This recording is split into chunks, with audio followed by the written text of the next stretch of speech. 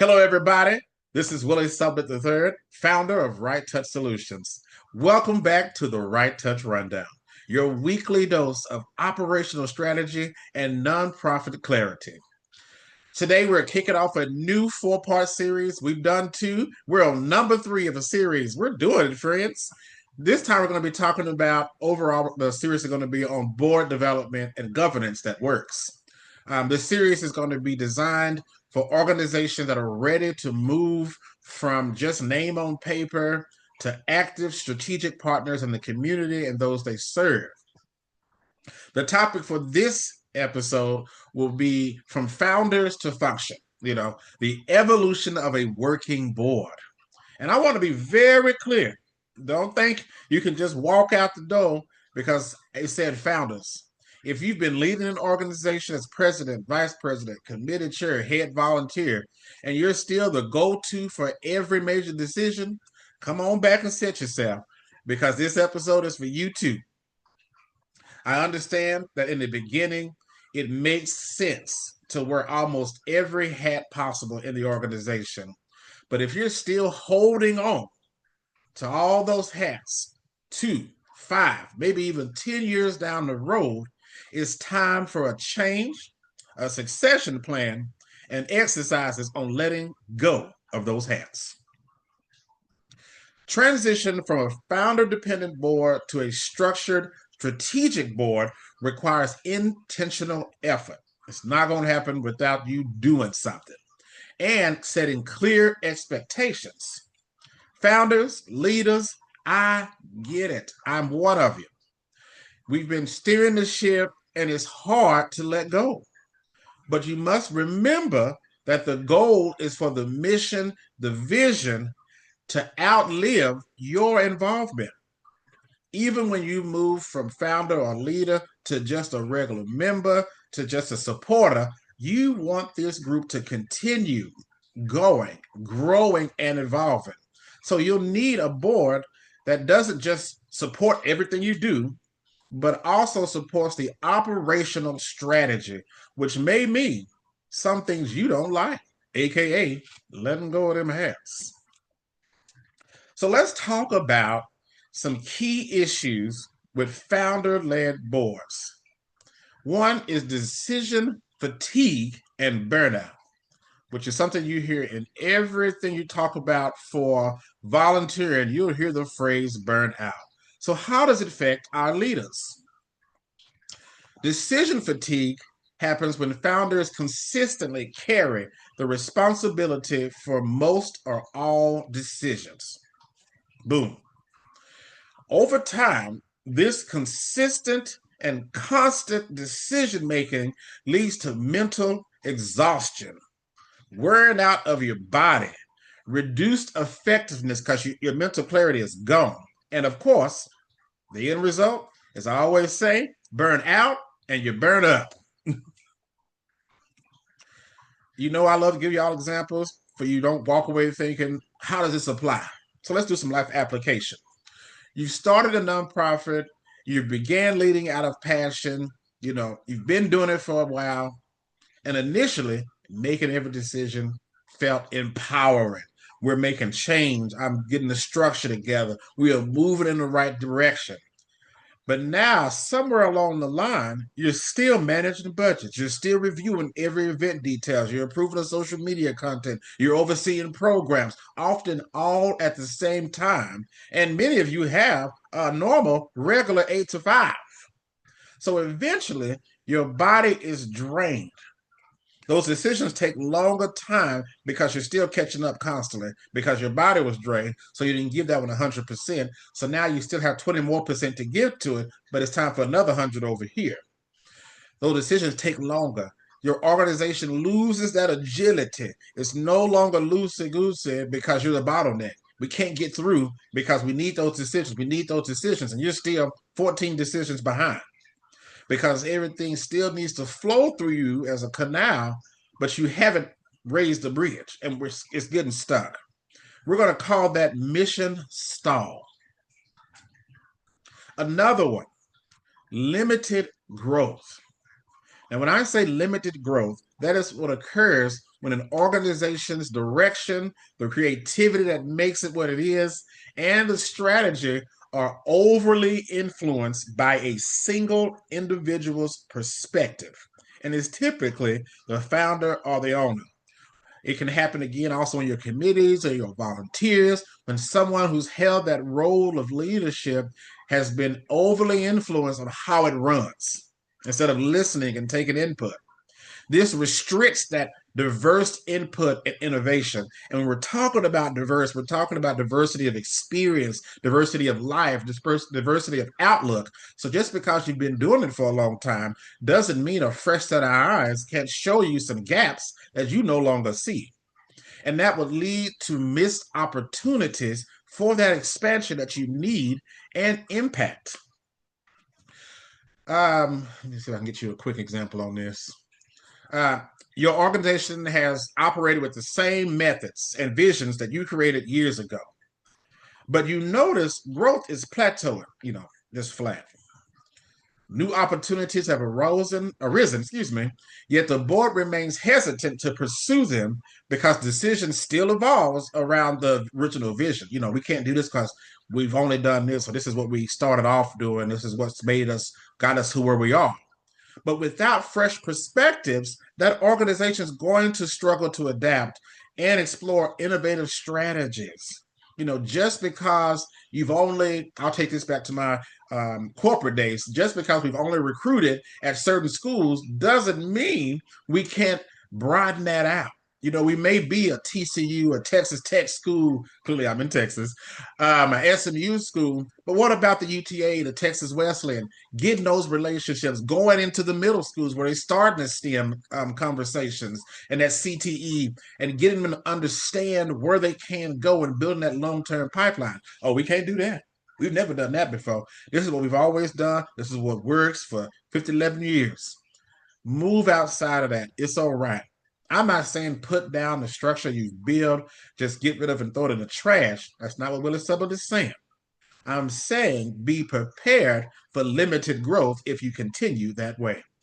Let's keep moving. I don't want to stay on that too long. The last thing we'll talk about, the third one, will be succession crisis. A succession crisis occurs when there is no clear leadership transition plan.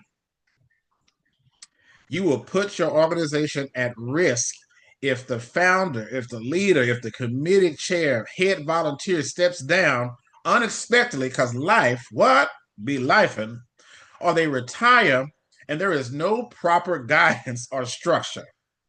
The uncertainty will, not can, will threaten the organization's sustainability. You're thinking everything is cool. Jack finally gets out of here. So I just gotta go. You throw him a wonderful retirement party. You put it on social media. Y'all just praising. Jack's at home enjoying his new life, and he's constantly getting calls about this. Or what is the password for this? What's the login? Oh, we can't change the mailbox because you got to come down and do that. But Jack is already on his cruise. So now y'all are stuck till he gets back. And he ain't coming back for 14 days. So make sure you have a succession plan. Document it. I love a good written documentation. And then you can put it in your digital format. But writing it out always shows different gaps. That's why I believe in writing things out. Does it sound familiar to you? Let's fix that. Now, when I wrote that example on succession crisis, and when I wrote this episode, it hit me very deeply because I prepare this next year to roll off a few boards that I'm sitting on, leading and being a part of. And what was that thing they used to say? I'm not only the founder of this philosophy, but I'm also a user of this knowledge because I don't have a succession plan. Well, I did when I wrote this episode. I do now. It's often easy to tell somebody what to do than actually do it yourself. So if you ever get on these videos and think I'm perfect, I am not. I'm listening to myself as I'm writing and learning and we're dealing with my clients. I also want to share with you that I am a real person. So let's move out of that aside. I'm a tangent talker. We'll go forever. Let's move into some practical steps to transition your board. Step number 1, clarify board expectations. When you establish clear governance rules, Clearly define what that board is responsible for, such as setting strategic direction. You oversee financial health, approving policies, ensuring mission alignment, updating standard operating procedures. Differentiate governance from management roles explicitly. Okay. Make sure you're explicit, you're detailed, you're taking your time to make distinctions between strategic, board level, and operational, staff volunteer level decisions to avoid overlap and confusion. That way, the ship keeps moving. There is no choppiness when one side of the boat is oaring this way, the other side of the boat is oaring that way, and y'all going in circles doing this, carrying on. But if everybody had explicit, detailed distinctions on what their part was, we're moving forward together, moving forward. Set transparent decision-making processes. Clearly communicate who makes the decisions and how those decisions are documented and how they're shared. Oftentimes, we document many things in the nonprofit sector, but you don't share them. Where on your website can somebody click and see how did this happen? Even if it's just for the board, there should be a place when the board logs into your site or they go into the shared document space, they know where the templates are. They know where the process is to talk to this client. They know how do we handle Asana, which is another plug. I keep giving Asana. So if Asana, if you're watching, hit me up. But they know how to do those different things, and it's clearly driven. Step number 2, governance training. We are never too old or never too wise for training. So provide clear examples that illustrate governance versus operational roles. Here we go. Governance, board roles, approving the annual budget, setting long-term strategic goals, conducting the executive director, founder, president evaluation, and ensuring compliance with all laws and ethical standards. I'm going to go back one real quick. You want to always have an evaluation of your leadership.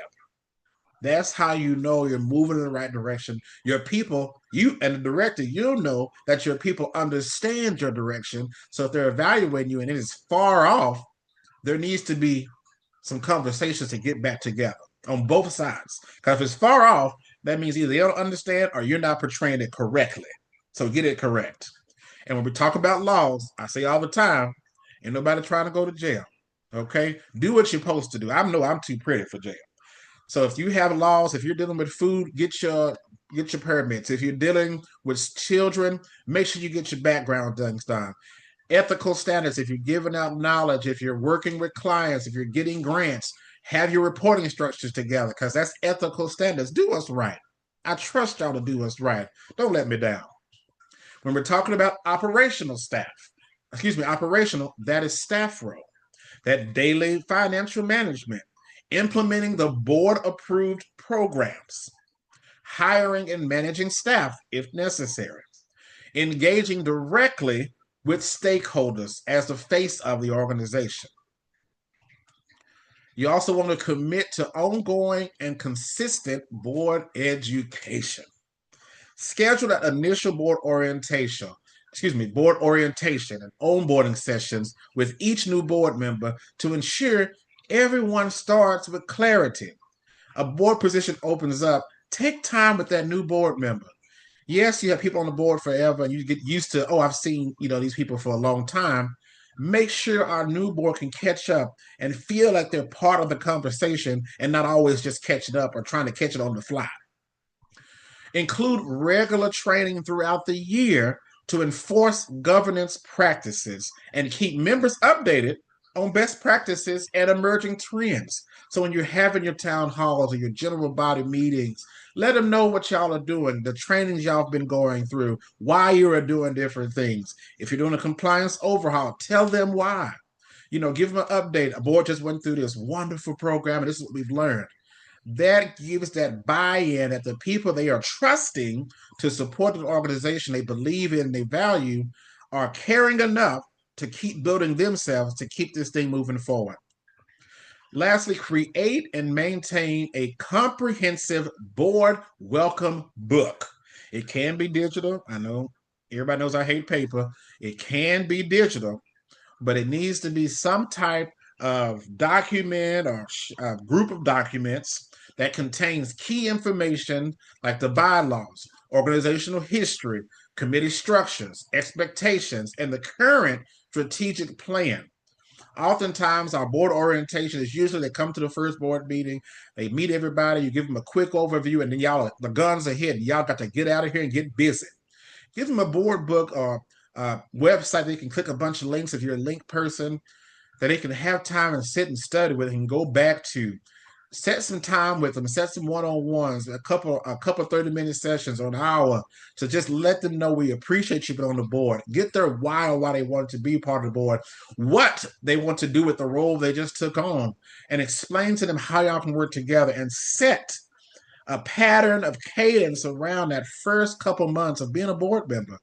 Because moving from layman to leadership is a heavy, heavy weight. And not everybody's prepared for it.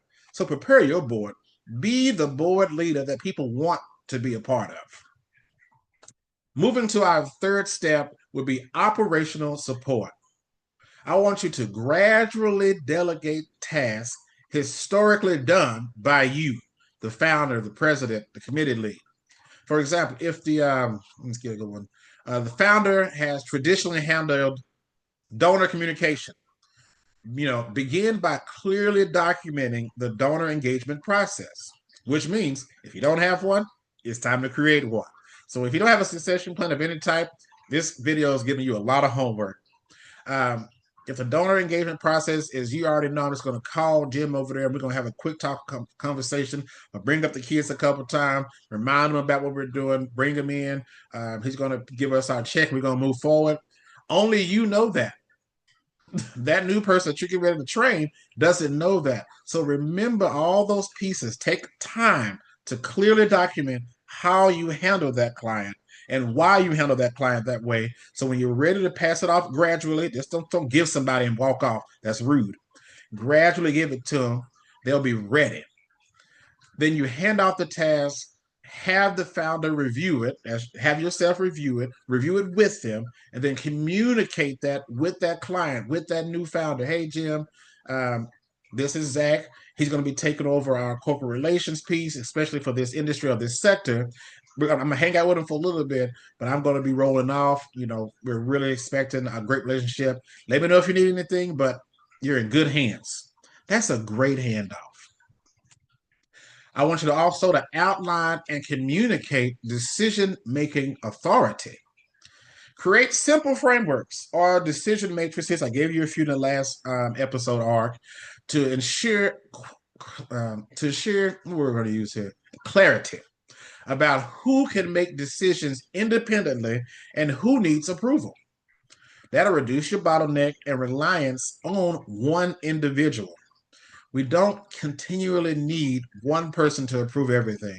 I gave you two examples in the last arc, racy and rapid.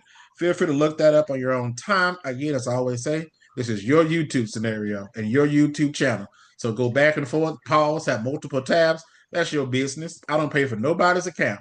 I don't even pay for mine. So let's say your founder historically handled all communication. But now that you're growing, you don't have time to do that. It's time to delegate it. Well, Willie, how do I start this? Don't worry. I got you covered, friend. Start, as I always say, with clarity. Define what decisions the communications can make without your approval. Think hard about it. Take time with it. Walk away and come back. When I'm writing a document in my studies, I always walk away and come back because those are fresh eyes. Set milestones. Transition gradually. I cannot stress enough. Don't just throw new tasks and tools off to other people. Give them time to absorb it. Make sure they absorb it by having them sit with you as a founder or a leader for initial review. Then step back and see how they do. Give them confidence and clarity to build upon, for they know I may have tripped over this conversation really quickly or with this certain sponsor, but I know that Willie got my back. I can go back and we can get it together again. We can play this out. We can do scenarios. Monitor and support. It is your job as the outgoing founder, the outgoing leader, to ensure that you have regular check-ins for a little bit to help build that confidence and comfort in the new process somebody else taking over. You already know the heavy lift of what it is you're doing. Give them the support that you wish you had. Unfortunately, you built the process, so that support you should have built having outside advisors. So be that outside advisor for the person that you're passing something off to. Woo! That was a lot. As you know, the first episode of every arc is a lot, but I appreciate you hanging out with me. Founders, leaders, your passion got the mission started, continues to keep the mission going, but that strategic governance is what's going to sustain it. Shifting from founder-centric, leader-centric leadership to an empowered, operational savvy board takes effort. Like with any change management, it's going to suck in the beginning. It's a lot of work. It's going to be some nights that you just don't want to deal with nobody. You may want to have you a great, tasty adult beverage, or maybe you want to get you a Pop-Tart, depending on what side of the spectrum you're on. But the results of purposeful change management are always transformative. It is not about losing control. Control is not leadership. I've said it multiple times and I'll continue saying it. It is about amplifying the impact and being a steward of the growth of others. And you cannot do that if all the hats are still in your hand. Oh, my friends, thank you so much for tuning in to RightTouch Rundown. If this episode resonated with you or the organization you're a part of, hit the like button, subscribe, share this with a fellow nonprofit leader or founder. You know, as I always say, don't you gatekeep. And if you need personalized guidance, transitioning your board to that next level, hand holding, brainstorming, or storyboarding, you know exactly where to go. RightTouchSolutions.com. Remember, my friends, mission moves best with structure. I'll see you next week. We'll have a much more in-depth conversation. Can't wait, friends. Bye-bye.